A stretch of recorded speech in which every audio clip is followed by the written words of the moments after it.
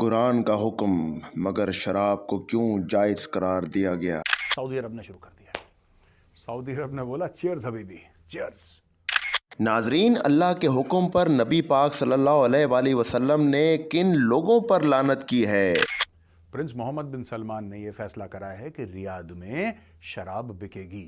शायद तुम अंजाम पढ़ना भूल गए हो, लेकिन ये याद रहे कि इंसाफ के जिन सौदागरों के भरम पर तुम फर्ज का सौदा कर रहे हो, उनकी गर्दनी भी हमारे हाथों से दूर नहीं। हाँ, नाजरीन, इस पर मज़ीद गुफ्तगू करेंगे, लेकिन उससे पहले आपसे दरख्वास्त है कि हमारे चैनल को लाजमी सब्सक्राइब करें, इस वीडियो को ज़्यादा से शेयर करें और आखिर तक लाजमी देखें। आपकी सपोर्ट ही हमारी सबसे बड़ी ताकत है। Then stay tune with us.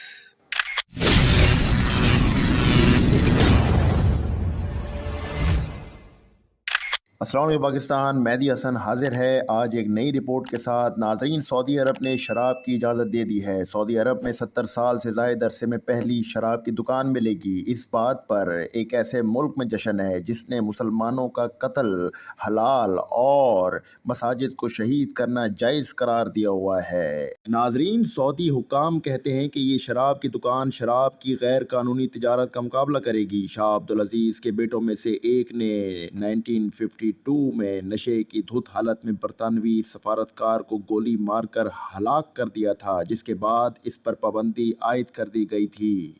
नाजरीन, इत्तलात के मुताबिक नया स्टोर शहर के मरकज़ के मगरिब में रियाज के सफारती हेडक्वार्टर में वाक़ होगा। ये इक़दाम वली अहद शहज़ादा और मुल्क के हकीकी हुक्मरान मोहम्मद बिन सलमान के तहत सऊदी माशरे को आज़ाद करने के लिए कुरान पाक, नबी की हिदायत और अल्लाह के हुक्म को नज़रअंदाज करके किया गया है, जिसको विजन 2030 का नाम दिया गया है।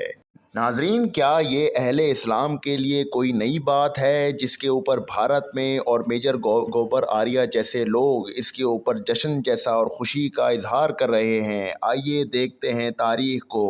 नाजरीन, सूरह अल माइदा कुरान पाक की आयत नंबर 90, ए ईमान वालो, शराब और जुआ और बुत और पासने नापाक ही हैं, शैतानी काम तो इनसे बचते रहना कि तुम फला पा जाओ। हज़रत माज़ रज़ी अल्लाह से रिवायत है कि हज़ूर अक़दस सल्लल्लाहु अलैहि वसल्लम ने इरशाद फरमाया, शराब हरगिज़ न पियो कि ये हर बदकारी की असल है। हज़रत अनस बिन मालिक रज़ी अल्लाह फरमाते हैं कि हज़ूर अकरम सल्लल्लाहु अलैहि वसल्लम ने शराब के बारे में 10 अशख़ास पर लानत की है। नंबर 1 शराब बनाने वाले पर, नंबर 2 शराब बनवाने वाले पर, नंबर 3 शराब पीने वाले पर, नंबर 4 शराब उठाने वाले पर, नंबर 5 जिसके पास शराब उठाकर लाई गई उस पर, नंबर 6 शराब पिलाने वाले पर, नंबर 7 शराब बेचने वाले पर, नंबर 8 शराब की कीमत खाने वाले पर, नंबर 9 शराब ख़रीदने वाले पर, नंबर 10 जिसके लिए शराब ख़रीदी गई उस पर। सऊदिया हुकाम का ये इक़दाम अल्लाह से जंग है और इसका नुकसान शाह सलमान को अनकरीब उठाना पड़ सकता है। नाजरीन, इस तरह के अमल अरब की सरज़मीन पर मुख्तलिफ़ अदवार में होते आए हैं। अगर तारीख़ में देखें तो हज़रत इब्राहीम अलैहिस्सलाम के दौर में बुत परस्ती के मामले में पहले तो आपने अपनी कौम से मुनाजरा करके हक़ को ज़ाहिर कर दिया, मगर जब उन लोगों ने कबूल ना किया बल्कि ये कहा कि कल हमारी ईद है, वहाँ आप चल कर देखें कि हमारे दीन में क्या लुत्फ़ और बहार है। इस कौम का ये दस्तूर था कि सालाना ये एक मेला लगाते, जंगल में जमा होते और दिन भर लौलाब में मशगूल रहकर शाम को बुत खाने में जाकर बुतों की पूजा करते, चढ़ावे, मिठाइयाँ और खानों को प्रसाद के तौर पर खाते। हज़रत इब्राहीम अलैहिस्सलाम अपनी कौम की दावत पर नहीं गए और बीमारी का उज़र करके रुक गए और आपने साफ साफ कह दिया। कुरान मजीद की सूरह अंबिया आयत नंबर 57 में अरशाद बारी ताला है, और मुझे अल्लाह की कसम है मैं तुम्हारे बुतों का बुरा चाहूँगा बाद इसके कि तुम फिर जाओ पीठ देकर। چنانچہ اس کے بعد آپ ایک کلہاڑی لے کر بت خانے میں تشریف لے گئے اور دیکھا کہ اس میں چھوٹے بڑے بہت سے بت ہیں اور دروازے کے سامنے ایک بہت بڑا بت ہے۔ ان چھوٹے بتوں کو دیکھ کر توحید الہی کے جذبے سے آپ جلال میں آ گئے اور کلہاڑی سے مار مار کر بتوں کو چکنا چور کر ڈالا۔ ناظرین، بتوں کی پوجا کرنے والے آئے تو کہا، سورہ انبیاء آیت نمبر 59 میں ارشاد باری تعالیٰ ہوتا ہے، کس نے ہمارے خداؤں کے ساتھ یہ کام کیا؟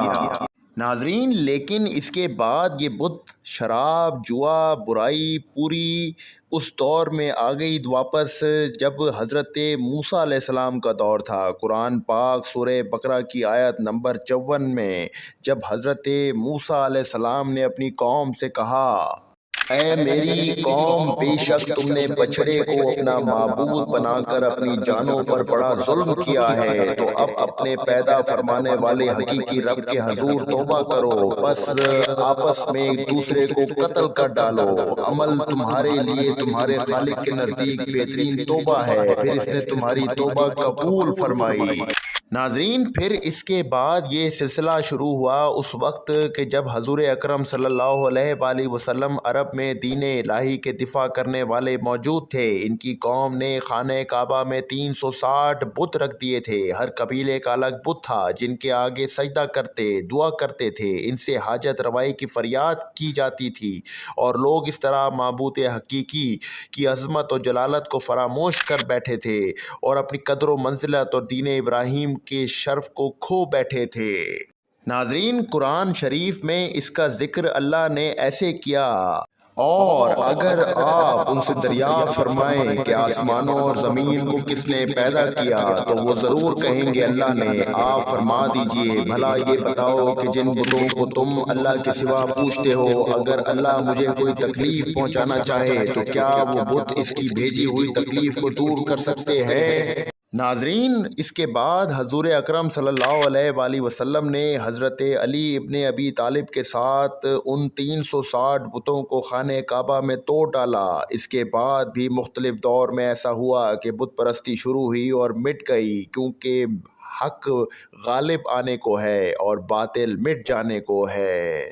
ناظرین، کیا بھارتی بھگوڑے میجر گوبر آریہ کو سومناتھ یاد نہیں کہ جب محمود غزنوی کے بھارت میں سومناتھ مندر کو آج سے لگ بھگ 1000 سال قبل حملہ کر کے تباہ و برباد کر دیا تھا، اور وہاں سے ملنے والے مال و اسباب کو سمیٹ کر وہ واپس اپنے وطن لوٹ گیا تھا؟ اس ایک حملے نے تم جیسے گندے ہندوؤں کو تمہارے بت سومناتھ کے سمیت اچھی طریقے سے مار لگا کر چلا گیا، جس حملے نے برِ صغیر پاک و ہند کی تاریخ پر انگنت نقوش چھوڑے ہیں جو آج بھی اور قیامت تک تمہیں تکلیف دیتے رہیں گے۔ تو خوشی کس بات کی تمہیں کہ سعودی عرب میں شراب خانہ کھل گیا؟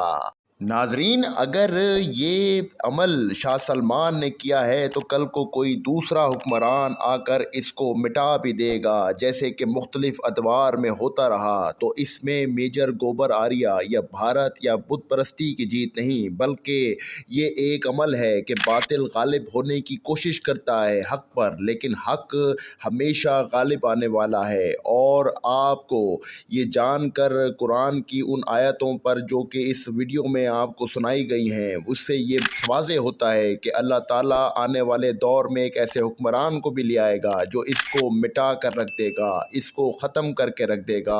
اور جیسے کہ مختلف ادوار میں پچھلے ماضی میں ہوتا رہا، مختلف انبیاء کے دور میں، مختلف حکمرانوں کے دور میں، اور یہ شاہ سلمان کے بعد ہو سکتا ہے کہ بہت جلد یہ تمام چیزیں سعودی عرب کی پاک سرزمین سے اسی طریقے سے مٹ جائیں جس طریقے سے مٹتی آئی ہیں۔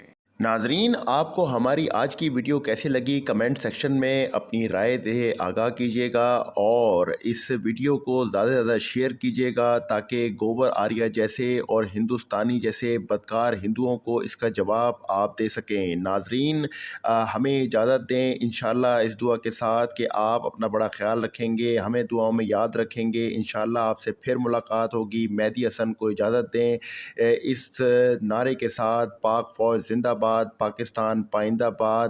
اللہ حافظ۔